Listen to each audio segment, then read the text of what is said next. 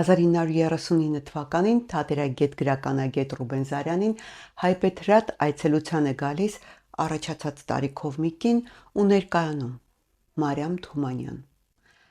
Իշխանուհի, ճշտում է Զարյանը։ Մարիամ Թումանյանը շիկնելով եւ շատ կամացուկ կարծես չկամենալով, որ ուրիշն էլ լսի, պատասխանում է. Այո։ Ռուբեն Զարյանը հիշում է. Երբ նա նստեց, ես զգացի, որ իմ առջև բազմած է հպարտ եւ ինքնասեր կին, մեծ կյանք տեսած անձնավորություն, որ ոչ միայն դրամ ու միջոցներ է ունեցել, ավելի պարզ արտահայտված հարստություն, ոչ միայն գեղեցիկ է եղել, այլ նաեւ իր հայացքներն ունեցող մարդ, ծագումով ազնվական էր, տեսքն էլ ազնվականական էր, ու մի պահ մտքովս անցավ, թե իմ դիմաց նստած կնոջ երակներում կապույտ արյուն է հոսում։ Մարիամ Թումանյանը Զարյանի մոտ եկել էր իր կյանքի պատմությունն ու հուշերը տպագրելու առաջարկ խնդրանքով։ Զարյանը խոստացել էր կարդալ։ Հրաժեշտից առաջ Ռուբեն Զարյանը հարցրել էր. Ձեր իշխանական ծագումը հոր կողմից է, թե մոր։ Երկուսի էլ պատասխանել էր Մարիամը եւ ավելացրել. հայրս Մարկոս Դոլուխանյանը բնիկ շուշեցի էր, ազնվական տոհմից։ Մայրս թեև Թիֆլիսում ծնված սերում էր Շուշվա մելիքներից, Մելիք Բեգլարյան։ Այդ բոլորի մասին գրված է իմ հիշողություններում, ասել էր Մարիամ Թումանյանը։ Իսկ թե ինչ էր գրված նրա հիշողություններում եւ առհասարակ ով էր իշխանուհի Մարիամ Թումանյանը, կպատմեմ քիչ անց։ Իսկ այժմ ուզում եմ հիշեցնել ալիքին բաժանորդագրվելու, տեսանյութերը հավանելու, մեկնաբանություններ գրելու եւ հնարավորության դեպքում ալիքին նյութապես աջակցելու մասին։ Թե ինչպես աջակցել, ամեն ինչ գրված է տեսանյութի ներքևում։ Հիշեցնեմ, որ ալիքը գործում է բացառապես ձեր բարոյական եւ նյութական աջակցության շնորհիվ, ինչի համար անչափ շնորհակալ եմ եւ շատ զգացված։ Եվ այսպես Մարիամ Թումանյան, իշխանուհու տիտղոսով, այս կինը ծնվել էր Թիֆլիսում 1870 թվականին։ Հայրը Մարկոս Դոլուխանյանը միջնակարգ կրթություն էր ստացել, բայց ինքնակրթությամբ առաջադիմել ու անուն էր հանել այնքան, որ եղել էր Թիֆլիսի քաղաքագլխի օգնականը, ապա կազմակերպել էր առևտրական ու արդյունաբերական ընկերություններ, 5 տարվա չափ նախագահել էր Հայոց բարեգործական ընկերությունը։ Մարիամի մայրը ոսկե մեդալով էր ավարտել օրորթած վարժարանը։ Նա գեղեցիկ եւ հյուրասեր կին էր, կարևորում էր կրթությունը ու երեխաների հանդեպ շատ խիստ էր այդ առումով։ Այսպիսի ծնողների զավակն անշուշտ առանց կրթության չէր կարող մնալ։ Վահա 1877 թվականին Մարիամն ընդունվում է Թիֆլիսի Գայանյան դպրոց, որը գտնվում էր Մուղնու Սուրբ Գևորգ եկեղեցու գավթում։ Այստեղ նա սովորում է 5 տարի, սակայն հայրը աշխատանքի առաջարկ է ստանում Ալեքսանդր Մանթաշյանից եւ նրանք ընտանիքով տեղափոխվում են Բոժի Պրոմոսել բնակավայր։ Այստեղ աղջկա ուսումը ծնողները կազմակերպում են տնային պայմաններում։ Հայրը վարձում է ուսուցիչ Միսակ Արամյանին, որը պարապում է հայոց լեզու, հայոց գրականություն, հայոց պատմություն։ Մարիամը Արամյանի շնորհիվ ու օգնությամբ սովորում է նաև գրաբար, կարդում խորենացի ու եղիշե։ Աշակերտուհու անվանակոչության օրը ուսուցիչը նրան նվիրում է Ագաթանկեղոսի գիրքը։ Մի քանի տարի անց Մարիամը մոր ու քրոջ հետ վերադառնում է Թիֆլիս եւ ընդունվում Թիֆլիսի Իգական գիմնազիան։ Այստեղ կրթության հանդեպ աշակերտուհիների անլուրջ մոտեցումը ստիպում է Մարիամին կրկին վերադառնալ տնային ուսուցման, որտեղ նրան դասավանդում են Թիֆլիսի ամենահայտնի ու լավագույն ուսուցիչները։ Կրթության հանդեպ այս սիրո ու ձգտումներին հակառակ ժամանակի բարքերն այլ բան էին թելադրում։ Հասարակության բոլոր խավերից Մարիամը միայն մեկ բան էր լսում. աղջկա կյանքի նպատակը ամուսնությունն է, բարձրագույն ուսումը ինչ նրա բանն է, համալսարան ընդունվում են միայն անբարոյականները եւ այլն։ Իսկ Մարիամը երազում էր Մոսկվա գնալու ու համալսարան ընդունվելու մասին, սակայն ինչպես ինքն էր խոստովանում, ինձ պաշտպանող չկար ու ես ընկա մի տեսակ բարոյական թմրության մեջ ու բոլորովին անտարբեր էի դառել դեպի շրջապատս։ Այս միջավայրում իր ասած թմրության մեջ հայտնված Մարիամին այլ բան չէր մնում, քան ամուսնությունը։ Դեռ 17 տարեկան չդարձած նա ամուսնանում է իշխան Գեորգի Թումանովի հետ, որը վրացացած հայ էր, նույնիսկ հայերեն չգիտեր։ Թեև զարգացած մարդ էր, Թիֆլիսի ռուսական թերթերի խմբագիր, վրացական թատրոնի հովանավորներից մեկն էր, վրացական դրամատիկական ընկերության հիմնադիրներից մեկը, նաև նրա հայրն էր գրող, քույրը նույնպես, եղբայրը վրացական թատրոնի բեմադրիչներից էր։ Կարճ ասած, հայտնի, կրթված, ազնվական, բայց քաղքենի մի ընտանիք էր, որտեղ խոսում էին բացառապես ռուսերեն եւ ծաղրում էին հայերեն խոսելու համար։ Այս երևույթի դեմ Մարիամն ընդվզում է ողջ ուժով, նախ ամուսնու ազգանունը վերցնելով երբևէ չի ներկայանում Թումանով, այլ միայն Թումանյան։ Հետո, երբ ծնվում է որդին, նա անտեսելով սկեսուրի եւ ամուսնու քրոջ հանդիմանությունները, երեխայի հետ խոսում է միայն հայերեն։ Ավելին, որդու համար վարձում է հայ դաստիարակչուհի եւ դասերից հետո նրա հետ կազմակերպում է խաղեր ու ցերեկույթներ, որին մասնակցում են Ղազարոս Աղայանի որդի Մուշեղը, Հովհաննես Թումանյանի որդի Մուշեղը, Ավետիս Ահարոնյանի որդի Վարդգեսը եւ Ներսիսյան վարժարանի այլ աշակերտներ։ Այս հավաքույթներին նրանք դաշնամուր էին նվագում առանձին կամ 4 ձեռքով, բանաստեղծություններ էին արտասանում հայերեն, ռուսերեն, ֆրանսերեն, երգում էին ժողովրդական երգեր, պարում-պարեր, ոդևիլներ էին բեմադրում ու խաղում։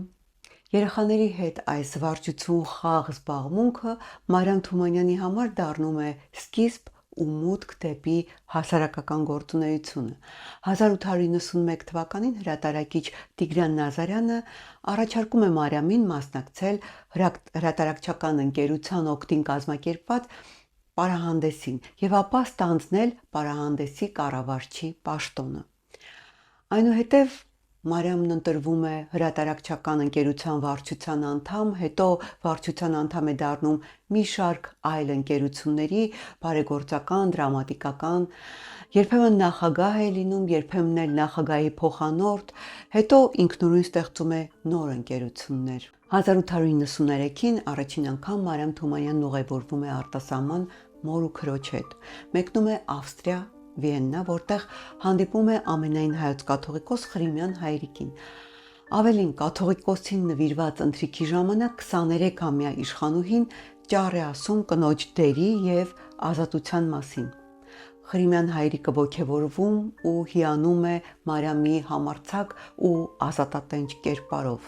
Հիվանդության պատճառով 3 տարի ապրում է օտարության մեջ։ Արտասահմանից վերադառնալով Մարիամ Թումանյանը կրկին նետվում է դեպի հասարակական ու բարեգործական գործունեությունը։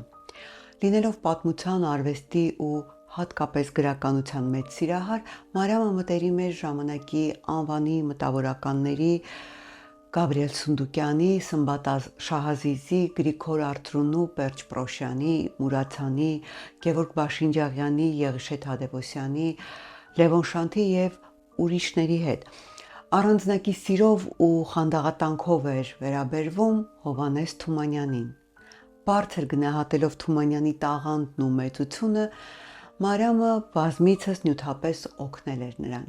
Հրատարակել էր նրա մանկական գործերը, կազմակերպել երկերի ժողովածուի տպագրությունը։ Տեղեկանալով իր սիրելի բանաստեղծի հիվանդության մասին, Մարիամ Թումանյանը դիմել էր Պետերբուրգի հայոց եկեղեցու խորհրդին, խնդրելով թոշակ նշանակել բանաստեղծի համար։ Սա մերժում էր ստացել, բայց չհանձնվող այս կինը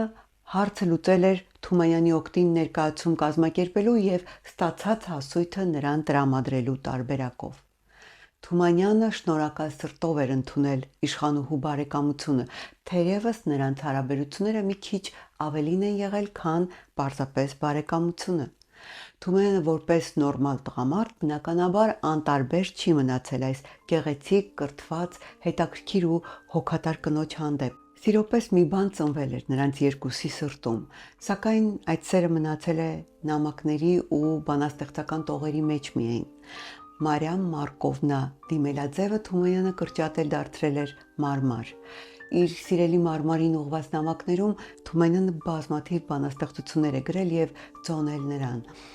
Իշխանուհու ալբոմում նույնպես մեծ բանաստեղծը սիրային տողեր է գրել, հետո ալբոմը վերցրել է նոր բանաստեղծություններ գրելու պատրվակով եւ պատռել նախորդ գրածը։ Հետագայում նա իշխանուհուն խոստովանել է, որքան գեղեցիկ բանաստեղծություններ եմ գրել ձեզ համար ու քամուն եմ տվել։ Մարիամն անպատասխան է թողել Թումանյանի սերը, թեև իր հուշերում գրել է. ամուսնացած եմ, բայց չեմ վայելում ամուսնության քաղցրությունը։ Գաղափարական ազնիվ ու խելոք ամուսին ունեմ, բայց իմ մեջ չկա դեպի նա հարկավոր ջերմությունը։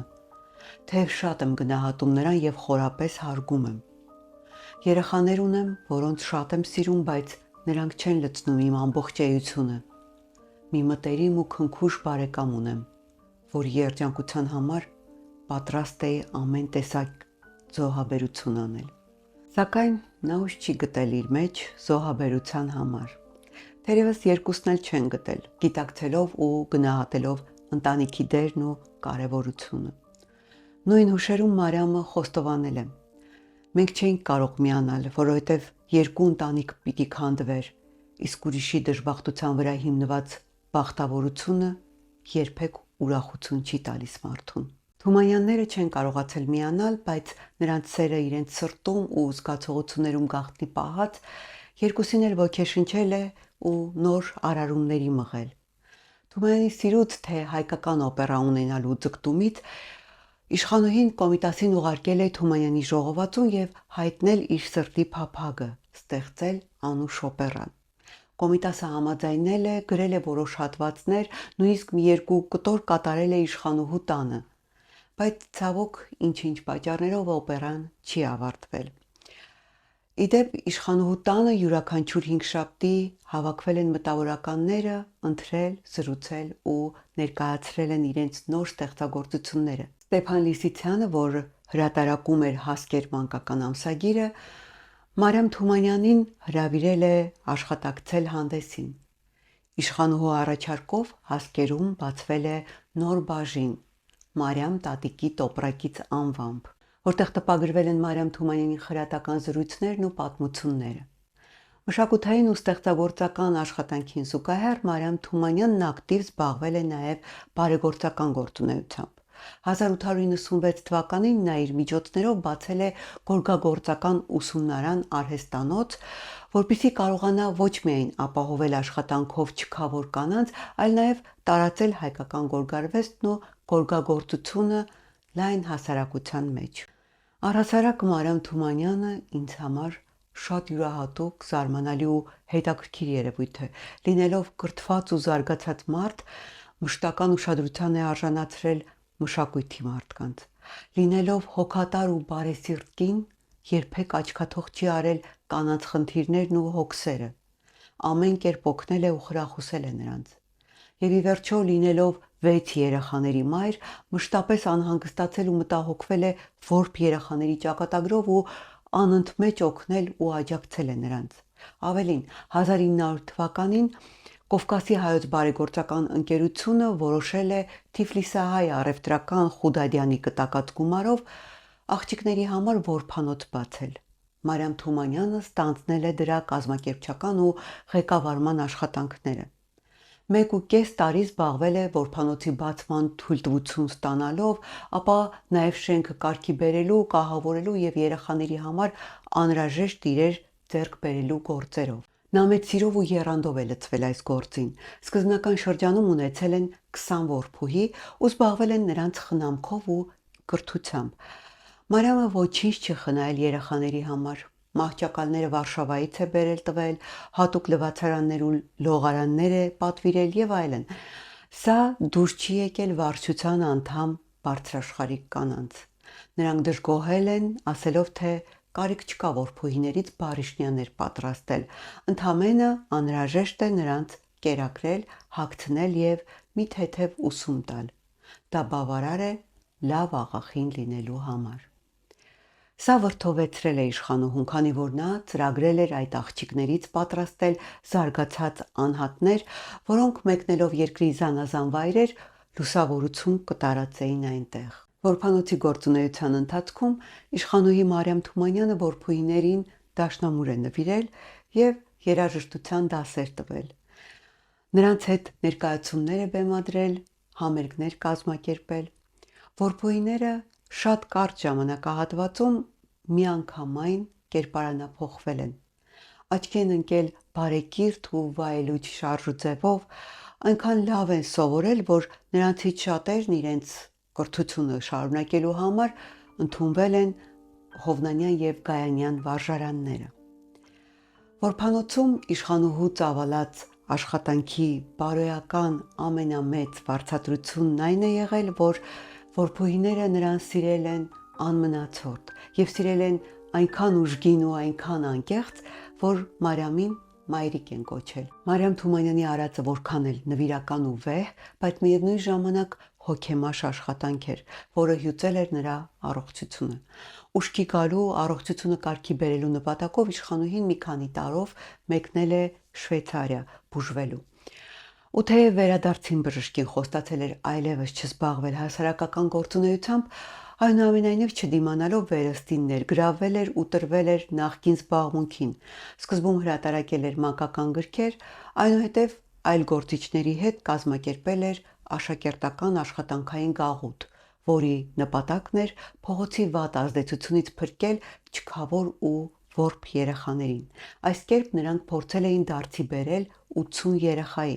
Հողատարածք էին վերցրել քաղաքից դուրս եւ տարվա տաք օրերին ապրել վրաններում, հող մշակել, ընթերցանությամբ, կրթական ու սպորտային ծրագրերով զբաղվել։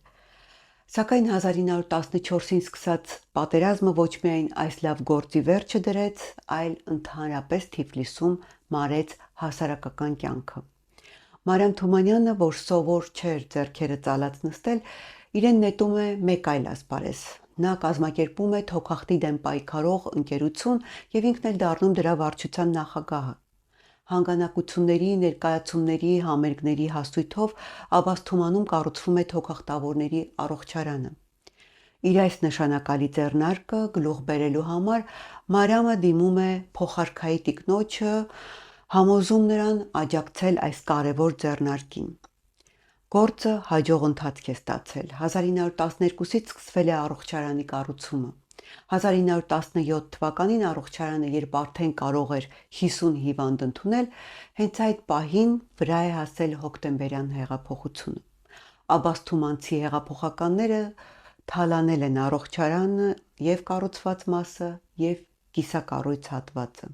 Առողջարանի կառուցման ու թոքախտով հիվանդներին օգնություն ցուցաբերելու հետ զուգահեռ Մարիամ Թումանյանը նաև զբաղվել է 1915-ի ցեղասպանությունից փրկված գաղթականների ապրուստի խնդրով։ Նա իր նման հոգատար մարդկանց հետ միասին բացել է արհեստանոցներ, որտեղ աշխատել ու մուրացկանությունից փրկվել են բազմաթիվ գաղթականներ։ Դրանք ոսկերիչների, դերձակների, կոշկակարների, ջուլհակների արհեստանոցներ էին։ Այս ամենից հանգստանալու եւ ըստ իրենց ընտանեկան ավանդույթի ընտանիքով ամառային հանգիստն անցկացնելու նպատակով 1915 թվականին Մարիամ Թումանյանը մեկնել է Դիլիջան։ Դիլիջանի գեղեցիկ բնությունն ու մաքուր օդը առողջարար ու անհրաժեշտ էին իր եւ զավակների վնասված թոքերի համար։ Սակայն Մարիամը հանգստավայրում կրկին հանգիստ չի գտել։ Այդ պահին Դիլիջանը հեղեղված էր գաղթականներով։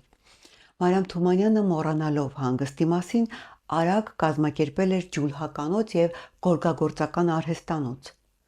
Թիֆլիսից մեծ դժվարությամբ տեղափոխել էր դասգահներ ու գործիքներ, իր հետ նաև Դիլիջան էր բերել ջուլհակուհիների ու գորգագործների։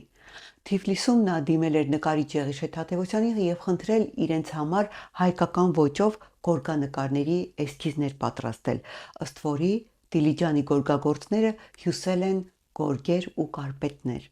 Իշխանուհու գլխավորած այս արհեստանոցը սկսել էր աշխատել մեծ թափով ու բազմաթիվ պատվերներով։ Սակայն ի տարբերություն հասարակական կյանքի հաջողությունների, Մարիամ Թումանյանի անձնական կյանքում սկսել էր անհաջողությունների շարանը։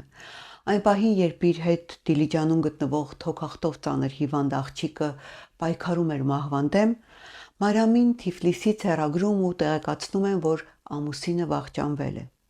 Իշխանուհին մեկնում է Թիֆլիս, հուղարկավորում ամուսնու եւ արագ վերադառնում Դիլիջան աղջկա մոտ։ Ցավոք, կարճ ժամանակ անց կորցնում է նաեւ դստերը։ Մարիամ Թումանյանը դժբախտություններից, ծանր կորուստներից փրկվելու ու մխիթարվելու համար կրկին նվիրվում է աշխատանքին, Դիլիջանի ջուլհականոցին ու գորգարվեստին։ Սակայն գործն այլևս առաջ չէր գնում, քանի որ քթի տակ մի կողմից թուրքական զորքն էր, մյուս կողմից էլ լուրեր էին տարածվում, որ շուտով կարմիրները գալու են։ Մարիամ Թումանյանը մեծ հույսեր էր կապել բոլշևիկների հետ, մտածելով, որ նրանք հարգում են աշխատանքը եւ պաշտպանում բանվորներին։ Բոլշևիկների գալուց հետո նոր նշանակված հեղկոմը վերաբացում է ժամանակավորապես փակված Մարիամի ջուլհականոցը ու այն հանձնում գորգագործությունից գաղափար չունեցող մի երիտասարդ հեղափոխականի, պատճառաբանելով, թե Թումանյանը իշխանուհի է սոցիալապես ոչ հարազատ ու կասկածելի տարր։ Մարիամի փոխարեն նոր նշանակվածը կարճ ժամանակ անց արհեստանոցից հեռացվում ու պատժվում է գողություն անելու համար։ Մարիամ Թումանյանին կրկին առաջարկում են ստանձնել արհեստանոցի ղեկավարությունը։ Նա համաձայնում է ու սկսում նույն եռանդով աշխատել։ Սակայն նորից գլուխ է բարձրացնում թոքերի հիվանդությունը ու բժիշկն արգելում է բրդի հետ գործ ունենալ։ Մարիամ Թումանյանը ստիպված թողնելով պաշտոնը եւ իր ամառանոցը մեկնում է Թիֆլիս։ Իդեպ Մարիամ Թումանյանի ամառանոցն այսօր էլ կանգուն է։ Այնտեղ այժմ տեղակայված է Դիլիջանի ժողովրդական արվեստի թանգարանը։ Հեղափոխությունից առաջ հասարակական գործունեությամբ զբաղվող իշխանուհին հեղափոխությունից հետո էլ շարունակում է ապրել հասարակական կյանքով ու շահերով։ Հավատալով բոլշևիկներին ու խորհրդային կարգերին, Մարիամ Թումանյանը սկսում է օգնել հնի փլատակների վրա կերտել նոր ձևի ու բովանդակության հասարակարգ։ Ի պատասխան իր նվիրումի նոր հասարակարգը Մարիամ Թումանյանին զրկում է իշխանուհու կոչումից, տիտղոսից ու ողջ ունեցվածքից։ Նրա սննկացած ընտանիքը բախվում է հսկայական նյութական ու բարոյական խնդիրների եւ դժվարությունների հետ։ Ստալինյան բռնաճնշումների ժամանակ ձերբակալվում եւ աքսորվում են Մարիամ Թումանյանի երկու որդիներն ու եղբայրը, որոնք այդպես էլ աքսորից չեն վերադառնում։ Կյանքի վերջին տարիներին Մարիամը երազում էր Երևան վերադառնալու մասին, ինչը նրան այդպես էլ չի հաջողվում իրականացնել։ Մարիամ Թումանյանը մինչև կյանքի վերջն ապրում է Թիֆլիսում, որտեղ էլ 1947-ին կնքում է իր մահկանացուն։ Երբեմնի հարուստ, ապահովված, բոլորին հասնող, օգնող, աջակցող իշխանուհուց մնացին միայն իր լուսանկարները, հոդվածները, նամակներն ու այն հուշագրությունը, որի շնորհիվ այսօր մենք այսքան տեղեկացված ենք այս մեծ, բարի ու վառ հոգեկերտվածքով կնոջ կյանքի մանրամասներին։ Բարությունը, բարի գործը հոգու համար նույնն է, ինչ առողջությունը մարմնի համար։ Հետևելով Մարիամ Թումանյանի օրինակին, եկեք մենք էլ ամեն օր մի քիչ ավելի բարի լինենք ու բարություն անենք, քանի դեռ մենք կանք։